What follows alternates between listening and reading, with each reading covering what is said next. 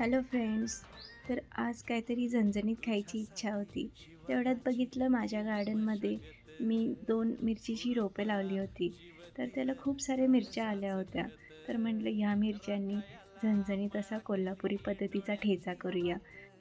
तर पहिला मिरच्या घेतल्या, त्याची देठं काढली. पॅनमध्ये तेल गरम करायला ठेवले, त्यात मिरच्या घातल्या आणि त्या परतल्या. त्यात थोड्या परतल्यानंतर त्यात लसूण घातला आणि ते परतून घेतले.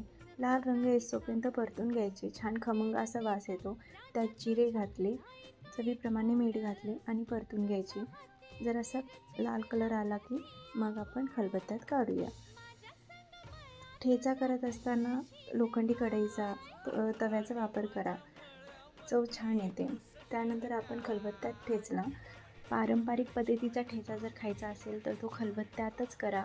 खलबत्त्यात ठेचून ठेचा केला की खूप त्याची चव छान येते आणि खूप चवीला लागतो. त्यामुळे मी असं सांगेन की ठेचा खलबत्त्यात ठेचून करा, मिक्सरमध्ये करू नका. तर हा आपला झाला आहे ठेचा. तर बघा किती छान झाला आहे. व्हिडिओ आवडला असल्यास लाईक अँड सबस्क्राईब करा आणि माझ्या चॅनलला फॉलो करा. Thank you so much.